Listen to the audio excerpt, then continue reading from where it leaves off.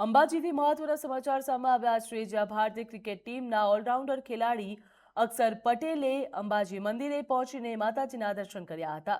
અંબાજી મંદિર ટ્રસ્ટ દ્વારા તેમનું ભાવભર્યું સ્વાગત કરવામાં આવ્યું હતું, જ્યાં અક્ષર પટેલે પોતાના માતા-પિતા, પત્ની અને પુત્ર સાથે માતાજીના દર્શન કરી આશીર્વાદ મેળવ્યા હતા.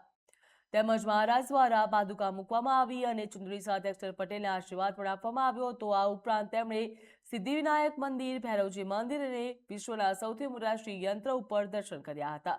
ત્યારબાદ માતાજીની ગાદી ઉપર જઈ ભટ્ટજી મહારાજના આશીર્વાદ લીધા હતા. અક્ષર પટેલે અવારનવાર અંબાજી મંદિરે દર્શન કરવા આવતા રહે છે, ત્યારે આ દરમિયાન પ્રશંસકોએ તેમની સાથે ફોટોગ્રાફ્સ પણ પડાવ્યા હતા, જ્યાં મંદિર વહીવટદાર કૌશિક મોદીએ પણ અક્ષર પટેલને માતાજીની પ્રતિમા ભેટ આપી હતી. જ્યાં ક્રિકેટર અક્ષર પટેલ અંબાજી ખાતે દર્શન કરવા માટે પહોંચ્યા હતા, જ્યાં પત્ની અને પુત્ર સાથે તેઓ પહોંચ્યા હતા અને માતાજીના દર્શન કરીને તેમણે ધન્યતા અનુભવી હતી. તેમના દ્વારા પૂજાર્ચના પણ કરવામાં આવી હતી, તેમજ મંદિરના ટ્રસ્ટીઓ દ્વારા તેમનું ઉષ્માભેર સ્વાગત કરવામાં આવ્યું હતું. માતાજીની મૂર્તિ તેમજ તસવીર પણ તેમને ભેટમાં આપવામાં આવી હતી, જ્યાં વહીવટદાર કૌશિક મોદીએ પણ અક્ષર પટેલને માતાજીની પ્રતિમા ભેટ આપી હતી.